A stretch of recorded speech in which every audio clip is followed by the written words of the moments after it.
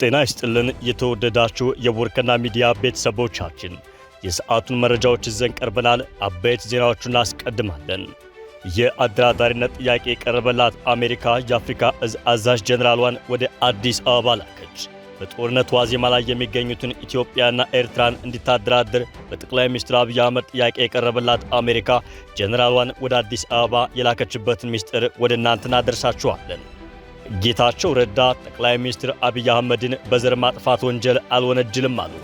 ጌታቸው ረዳ በጦርነቱ ወቅት በጠቅላይ ሚኒስትር አብይ አህመድ ላይ ያቀረቡትን የዘር ማጥፋት ወንጀል በድጋሚ እንደማያረጋግጡ ተናግረዋል። የሰዓቱ መረጃችን አካል ነው።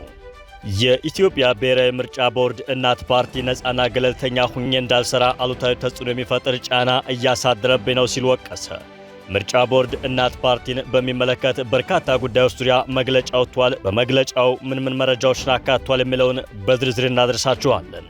ከውጭ ፕሬዝዳንት ዶናልድ ትራምፕ የቻይናው አቻቸው ዢ ጂንፒንግ ያቀረቡላቸውን ግብዣ መቀበላቸውን ገለጹ። የአሜሪካው ፕሬዝዳንት ዶናልድ ትራምፕ በቀጣዩ ሚያዝያ ወር ወደ ቻይና እንደሚያቀኑ አስታውቀዋል። በውጭ ጥንቅራችን እንመለከተዋለን። አድማጭ ተመልካቾቻችን እነዚህንና ሌሎች የምንዛሬ መረጃዎችን በሰዓቱ ዜናችን አካተናል። በዝርዝር ወደ እናንተ ማድረስ እንጀምራለን። በቅድሚያም የአደራዳሪነት ጥያቄ የቀረበላት አሜሪካ የአፍሪካ እዝ አዛዥ ጀነራሏን አዲስ አበባ ላከች። በጦርነት ዋዜማ ላይ የሚገኙትን ኢትዮጵያና ኤርትራን እንዲታደራደር በጠቅላይ ሚኒስትር አብይ አህመድ ጥያቄ የቀረበላት አሜሪካ ጀነራሏን ወደ አዲስ አበባ ልካለች። የአሜሪካ ጦር የአፍሪካ እዝ አዛዥ ጀነራል ዳግቪን አንደርሰን ዛሬ ህዳር 16 2018 ዓ.ም ከጠቅላይ ሚኒስትር አብይ አህመድ ጋር ተወያይተዋል። አሜሪካ የጦሯን የአፍሪካ እዝ አዛዥ ወደ አዲስ አበባ የላከችው ጠቅላይ ሚኒስትር አብይ አህመድ ከኤርትራ ጋር የአደራድሩን ጥያቄ ባቀረቡ በአንድ ወር ገደማ ልዩነት ነው። በኢትዮጵያና በኤርትራ መካከል የጦርነት ደመና ባረበበበት ወቅት የአሜሪካው ጀነራል ወደ አዲስ አበባ ማቅናት በቀጥታ ከጉዳዩ ጋር የተገናኘ መሆኑ እየተገለጸ ነው። አሜሪካ በሁለቱ ሀገራት መካከል ጦርነት እንዳይቀሰቀስ ፍላጎት ያላት ቢሆንም አልፎ አልፎ ማስጠንቀቂያ ከመስጠት የዘለለ ገፍታ አልቀረበችም ነበር። ጠቅላይ ሚኒስትር አብይ አህመድ እንደ አሜሪካ ያሉ ሀገራት በአደራዳሪነት ጣልቃ ካልገቡ ማንም የማያስቆመው ጦርነት ውስጥ እንገባለን ካሉ በኋላ ውጥረቱ ትኩረት ስቧል። አሜሪካ የጠቅላይ ሚኒስትር አብይ አህመድ አስተዳደር በኤርትራ ላይ ጦርነት ከማወጅ እንዲቆጠብ ውስጥ ለውስጥ ማስጠንቀቂያ መስጠቷ ከሰሞኑ ሲነገር ነበር። አሁን ደግሞ የጦሯን የአፍሪካ እዝ ጀነራል ወደ አዲስ አበባ ልካ በቀጠናዊ ጉዳዮች ላይ ከጠቅላይ ሚኒስትር አብይ ጋር እንዲመክሩ አድርጋለች። አሜሪካ ከዲፕሎማቶች ይልቅ የጦር ጀነራሎችን ከሀገራት መሪዎች ጋር እንዲወያዩ ከሰየመች ጠንከር ያለ ነገር እንዳለ አመላካች ተደርጎ ይወሰዳል። ጠቅላይ ሚኒስትር አብይ አህመድ ከአሜሪካ የአፍሪካ እዝ አዛዥ ጀነራል ዳግቪን አርኤም አንደርሰን ጋር በቀጠናዊ የጸጥታ ጉዳዮች ላይ በአዲስ አበባ መምከራቸውን አረጋግጠዋል። ውይይቱ በቀጠናዊ የጸጥታ ጉዳዮች ላይ እያተኮረ መሆኑን ጠቅላይ ሚኒስትሩ በማህበራዊ ትስስር ገጻቸው ላይ ባሰፈሩት መልእክት አስታውቀዋል። ጠቅላይ ሚኒስትር አብይ አህመድ ከወራት በፊት ከአሜሪካ ማሪን ኮርፕስ ጀነራልና ከአፍሪኮም አዛዥ ከጀነራል ማይክል ላንግሌ ጋር በቀጠናዊ ጉዳዮች ላይ መወያየታቸው ይታወሳል። ጌታቸው ረዳ ጠቅላይ ሚኒስትር አብይ አህመድን በዘር ማጥፋት ወንጀል አልወነጀልም አሉ። ጌታቸው በጦርነቱ ወቅት በጠቅላይ ሚኒስትር አብይ አህመድ ላይ ያቀረቡትን የዘር ማጥፋት ወንጀል በድጋሚ አላረጋግጠም ብለዋል። የያኔ ጦር ሜዳ የዘር ማጥፋት ወንጀል አቅራቢ የዛሬው ጠቅላይ ሚኒስትሩ የምስራቅ አፍሪካ ጉዳዮች አማካሪ ጌታቸው ረዳ አልጀዚራ ላይ ብርቱ ፈተና ገጥሟቸዋል። ጌታቸው ከአልጀዚራ ሄድ ቱ ሄድ አዘጋጁ ጋዜጠኛ መህዲ ሐሰን ጋር ባደረጉት ቃለ መጠይቅ ከጠቅላይ ሚኒስትሩ ጋር ስላላቸው የትላንትና ዛሬ ግንኙነት ተጠይቀዋል። አልጀዚራ ቆርጦ እንደ ማስታወቂያ ባስራጨው ቪዲዮ ላይ ጌታቸው ከዚህ ቀደም ጠቅላይ ሚኒስትሩን በትግራይ ዘር ማጥፋት የወነጀሉበትን ንግግር እንዲያረጋግጡ ተጠይቀዋል። ጋዜጠኛው መህዲ ሐሰን በጦርነቱ ወቅት የተናገሩትን እንደ ማስረጃ አቅርቦ ለጌታቸው ያቀረበው ፈታኝ ጥያቄ ጠቅላይ ሚኒስትር አብይ አህመድ የዘር ማጥፋት ፈጽመዋል የሚል ነው። ጌታቸው ለፈታኙ ጥያቄ በሰጡት ምላሽ ይሄን እንደ ሕግ አዋቂ እነግርሃለሁ፣ የሆነውን ሁሉ ያደረገው ማን እንደሆነ መናገር አልችልም፣ ነገር ግን በትግራይ የዘር ማጥፋት ተፈጽሟል በማለት ምላሽ ሰጥተዋል። ይሁን እንጂ ለእያንዳንዱ ጥያቄዎች አሳማኝ ምላሽ ሳያገኝ አለባብሶ የማያልፈው ጋዜጠኛ መህዲ ሐሰን አከታትሎ ጌታቸውን ሞግቷቸዋል። እንዲህ ሲልም ቀጥሏል። የሕግ አዋቂ ነህ ጌታቸው? አዎ በማለት መለሱ። በ2021 በጦርነቱ ወቅት ማለት ነው አብይ አህመድ የዘር ማጥፋት ወንጀል ፈጽሟል ስትል ጠበቃ አልነበርክም ብሎ ማለፊያ የሌለው ጥያቄ አቅርቦለታል። ጌታቸው በምላሻቸው ያኔም በጦርነቱ ወቅት የህግ አዋቂ መሆናቸውን ያምኑና በመቶ ሺዎች የሚቆጠሩ ሰዎችን ህይወት የቀጠፈ ግጭት ውስጥ ነበርኩ ብለዋል። ጋዜጠኛ መህዲ ሐሰን አስከትሎ የራሳቸው በመቶ ሺዎች ህይወት ታዲያ የዘር ማጥፋት ወንጀል ነበር ወይስ አይደለም የሚል ጥያቄ አቅርቦላቸዋል። አሁንም በድጋሚ በትግራይ የዘር ማጥፋት ወንጀል ተፈጽሟል ብዬ አምናለሁ ያሉት ጌታቸው ጋዜጠኛው በአብይ አህመድ ነበር ማለት ማለፊያ ሳጥቷቸዋል። በጋዜጠኛው ጥያቄዎች መፈናፈኛ ያጡት ጌታቸው በመጨረሻም መውጫ ፍለጋ እንዲህ አሉ። አሁን ለምናገራቸው ቃላቶች ኃላፊነት መውሰድ አለብኝ በማለት ያንኑ ቃላቸውን አልደግመውም አሉ። ጋዜጠኛው የዋዛ አይደለምና አሁንም አስከትሎ ስለዚህ ከዚህ በፊት ኃላፊነት የሚሰማ አልነበርክም በማለት በአብይ ላይ የቀረቡትን የዘር ማጥፋት ወንጀል መናስቀረባቸው። ብርቱ ሙግት እንደሚጠብቃቸው አውቀው በፈታኙ ጋዜጠኛ ፊት የተሰየሙት አልሸነፍ ባዩ ጌታቸው ረዳ መውጫ ያገኙ መስሏቸው የዘር ማጥፋት ወንጀል ተፈጽሟል በሚለው አቋሜ ለመጽናት ዝግጁ ነኝ ብለዋል። በጠቅላይ ሚኒስትር አብይ አህመድ ላይ የቀረበው የዘር ማጥፋት ወንጀል እውነቱ የሳሰት የሚል ምላሽ የፈለገው ጋዜጠኛ መህዲ ሐሰን በመሃል ቆይ ግራ ተጋብቻለሁ ብሎ አስቆማቸው። እንዲህም አለ። ለሚመለከቱን ታዳሚዎች ግልጽ ለማድረግ አሁንም የዘር ማጥፋት ወንጀል እንደሆነ ታምናለህ ብሎ ጌታቸውን ጠየቀ።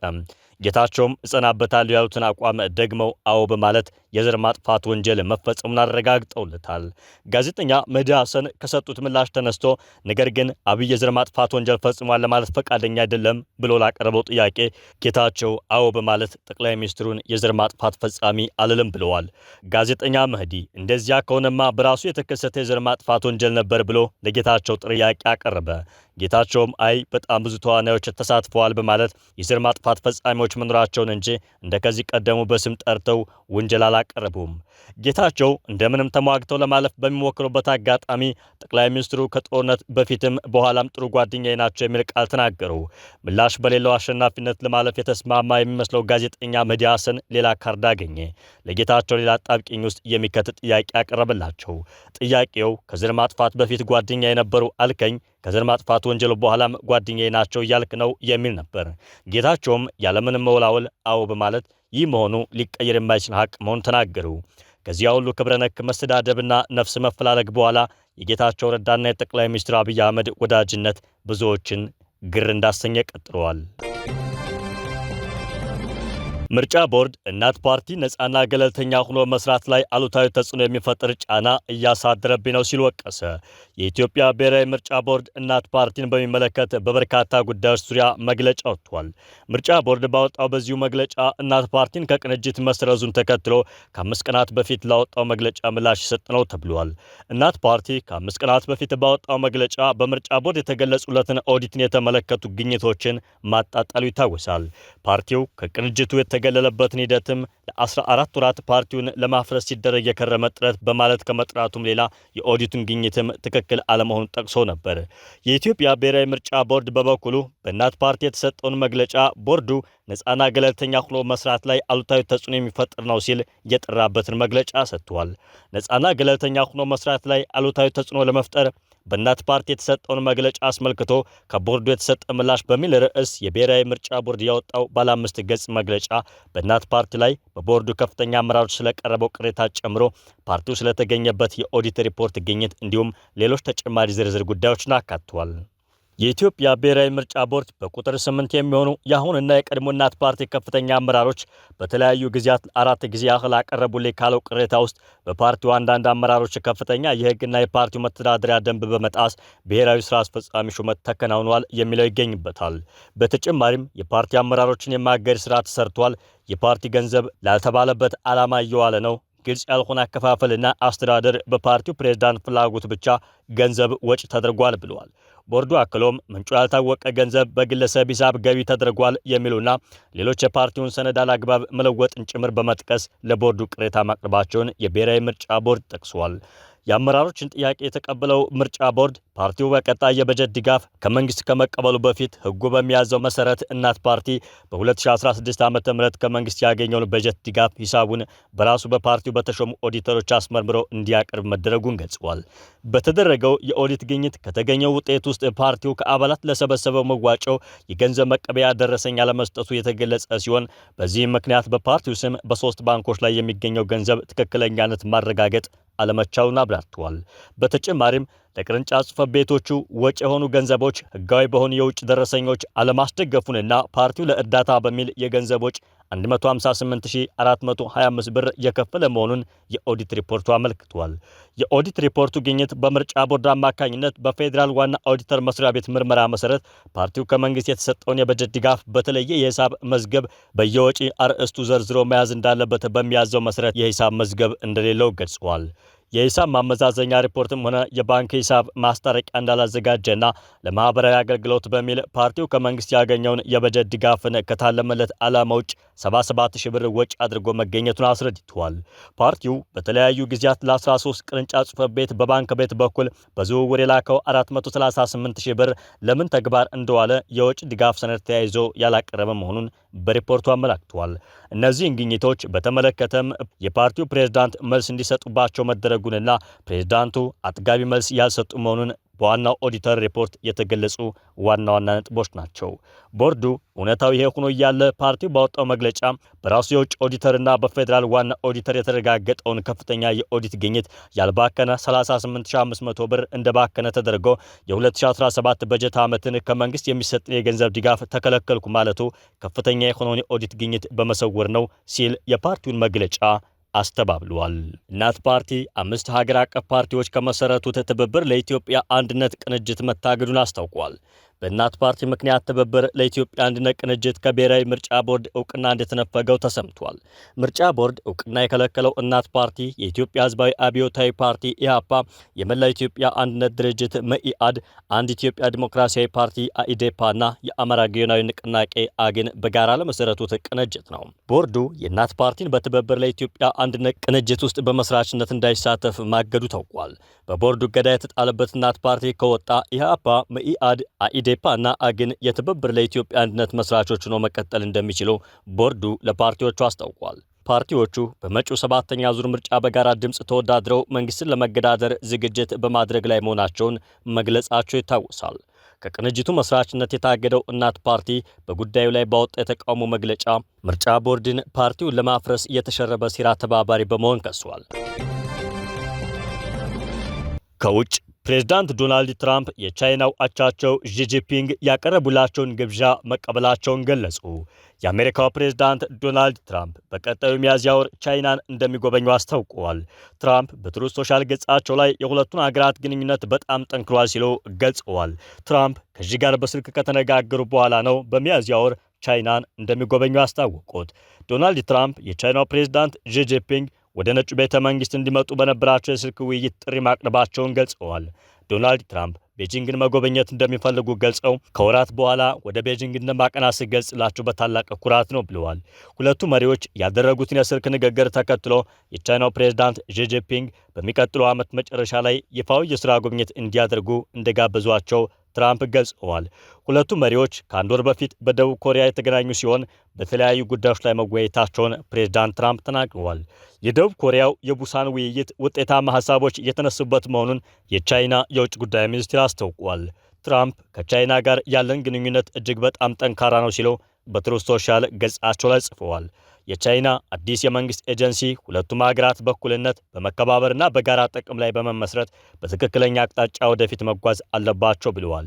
በኤዥያ ፓሲፊክ የኢኮኖሚ ትብብር መድረክ ላይ የተገናኙት ዢና ትራምፕ በተለያየ መልኩ በታሪፍ ጉዳይ ላይ ተመካክረዋል። ከዚህ በተጨማሪም በሩሲያና ዩክሬን ጦርነት እንዲሁም በእስራኤልና ፍልስጤም የጋዛ ሰላም ዙሪያ አጀንዳዎቻቸው ነበሩ። በግብርና ምርቶች፣ የተፈጥሮ ማዕድን ሽግግርና በቴክኖሎጂ ጉዳዮች ላይ በጥልቀት ተወያይተዋል። ትራምፕ ለአሜሪካ አርሶ አደሮች የሚጠቅም ጥሩ ስምምነት ተደርጓል ሲሉ ውይይቱን አሞካሽተዋል። የቻይናው ፕሬዝዳንት ዢ ያቀረቡት ግብዣ ከቡሳኑ ጉባኤ ውይይት በኋላ የቀረበ መሆኑንም አብራርተዋል።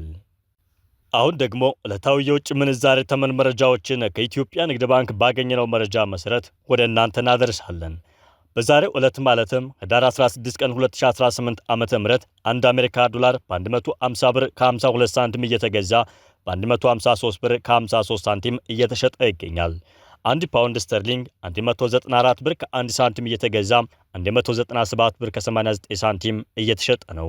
1 ዩሮ 174 ብር ከ23 ሳንቲም እየተገዛ 177 ብር ከ72 ሳንቲም እየተሸጠ ነው። 1 ስዊዝ ፍራንክ 184 ብር ከ48 ሳንቲም እየተገዛ 188 ብር ከ17 ሳንቲም እየተሸጠ ነው።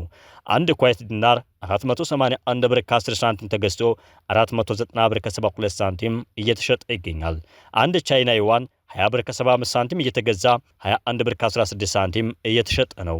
1 የተባበሩት አረብ ኤምሬት ድርሃም 40 ብር ከ98 ሳንቲም እየተገዛ 41 ብር ከ80 ሳንቲም እየተሸጠ ነው። 1 ሳውዲ ሪያል 40 ብር ከ13 ሳንቲም እየተገዛ 40 ብር ከ93 ሳንቲም እየተሸጠ ይገኛል። የተወደዳችሁ የቦርከና ሚዲያ ቤተሰቦቻችን የሰዓቱ ዜናዎቻችን ተጠናቀቁ። ጤና ይስጥልን።